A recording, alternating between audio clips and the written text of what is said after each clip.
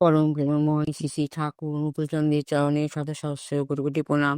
পরম প্রেমময় শ্রী শ্রী বড়মা চরণে শত সহস্র কোটি কোটি প্রণাম। পরম প্রেমময় শ্রী শ্রী বরদার চরণে শত সহস্র কোটি কোটি প্রণাম। পরম পূজকার দাদার চরণে শত সহস্র কোটি কোটি প্রণাম। বর্তমান আচার্য দেবের চরণে শত সহস্র কোটি কোটি প্রণাম। ঠাকুর পরিবারের সমস্ত সদস্যদের চরণে আমার শত সহস্র কোটি কোটি প্রণাম। উপস্থিত ভক্তমণ্ডলীগণ, যারা আমার যাজন শুনছেন, তাদেরকেও জানাই আমি আমার রানন্দিত জয়গুরু। ছোট ছোট বাচ্চাদেরকেও জানাই আমি আমার আদর, ভালোবাসা, প্রীতি, শুভেচ্ছা যথাস্থানে যথাযোগ্যভাবে জয়গুরু। পরম পিতার অশেষ কৃপায়, অশেষ দয়ায় ঠাকুরের নামে দু চার কথা বলার জন্য আমি যাজনের শুরুবাত করেছি। আপনারা সবাই মন দিয়ে শুনবেন। ঠাকুরের লেখা, ঠাকুরের বলা শুনতে খুবই ভালো লাগে। বই পড়া তো সবসময় সম্ভব হয়ে ওঠে না। এখন ফোন খুলে ঠাকুরের কথা শুনতে ভালো লাগে, তা সেইটুকু আমরা তো শুনতেই পারি। এই বিষয়ে আমি ঠাকুরের পুরুষোত্তমবাদ, জীবনবাদ থেকে আমি কিছু লেখা শোনাচ্ছি।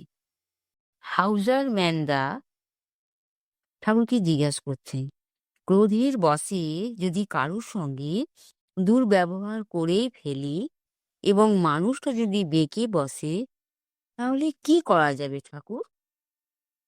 ঠাকুর ইংলিশে বলেছেন, B prudent and be bar in repenting penance.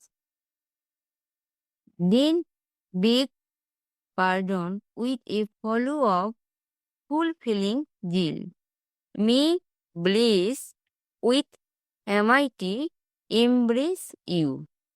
তারপর তিনি বাংলা করে ওটা বলছেন, বিচক্ষণ হও, অনুতপ্ত প্রায়শ্চিত্ত স্নাত হও, ক্ষমা চাও, আর পরিপূর্ণী আচরণ তৎপর হও।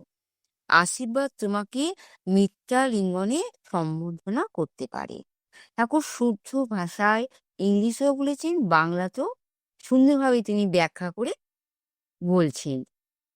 কারো কাছে ক্ষমা চাইতে গেলে দেখতে হয় তার অন্তরে বাইরে যে ক্ষত ও ক্ষতির সৃষ্টি করা হয়েছে, তার অপনোদন কিভাবে করা যায়। সে চেষ্টা না থাকলে ক্ষমা চাওয়াটা একটা মৌখিক ব্যাপার হয়ে দাঁড়ায়।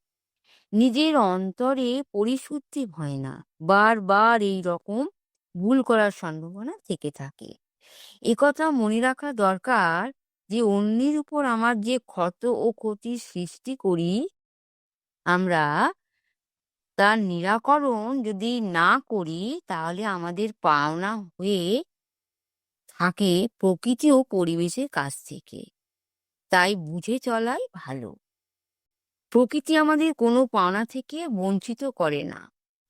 আমরা যদি মানুষের ভালো করি, তার ফল আমরা চাই বা না চাই, মঙ্গল আমাদেরকে আলিঙ্গন জানাতে ভোলে না। তাই আমি বলি, do serve, service will serve you equally. কথার মানে হচ্ছে সেবা করো, সেবা তোমাকে সমভাবে সেবা করবে। ভালো করো, ভালো হও, ভালো পাও। এই চলায় চললে কিছু অপাওয়া থাকবে না।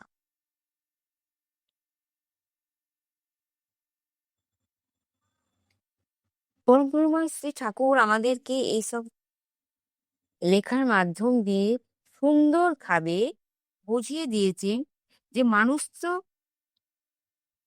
রক্তি মাংসে গড়া মানুষ, তার মনের মধ্যে মানুষের রাগও থাকবে, হিংসাও থাকবে, সবকিছু থাকবে। এসব থাকা সত্ত্বেও মানুষ যখন রাগের বশে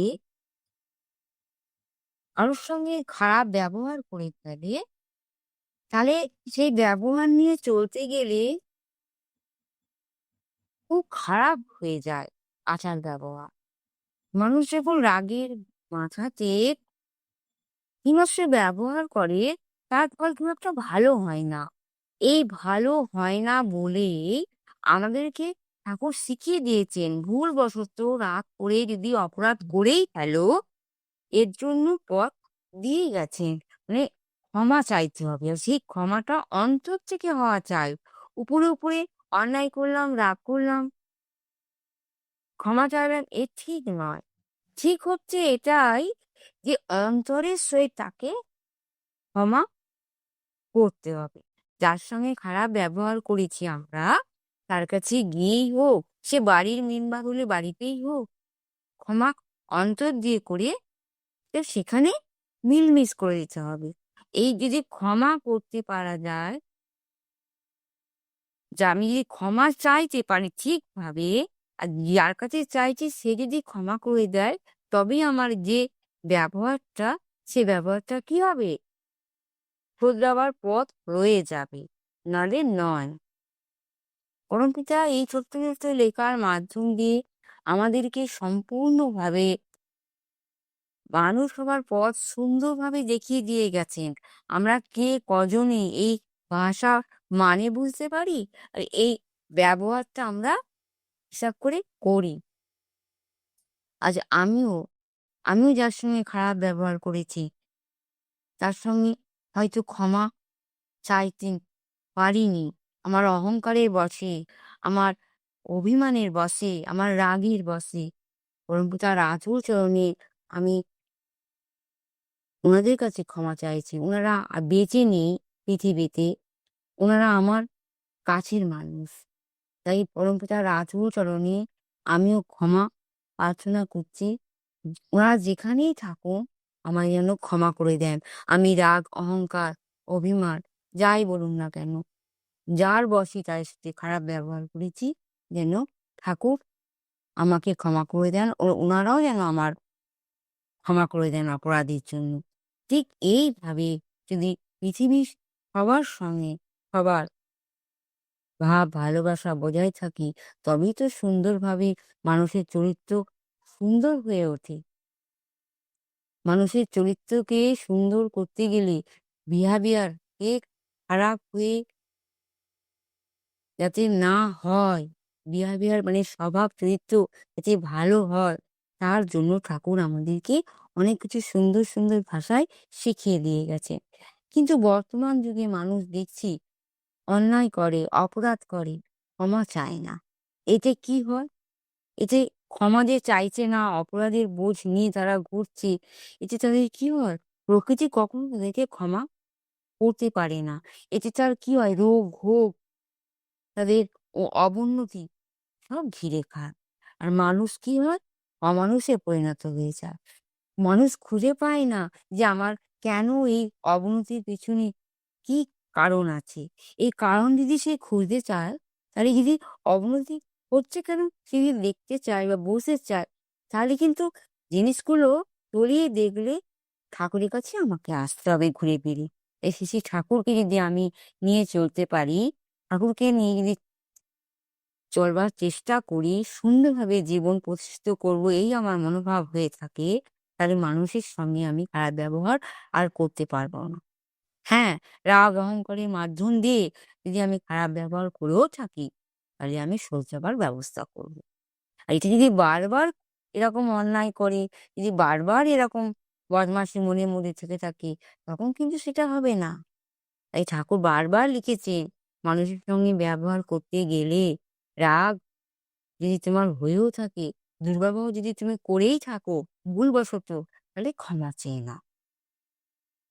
আর অন্তর দিয়ে যদি ক্ষমা চাও, সে যদি প্রকৃতপক্ষে তোমাকে ক্ষমা করে দিতে পারে, তাহলে তোমার আর ভয় কিসের? তাই আমি বলি মানে ঠাকুর বলছেন, "do serve, service will serve you equally" মানে সেবা করো, সবসময় সেবা করো।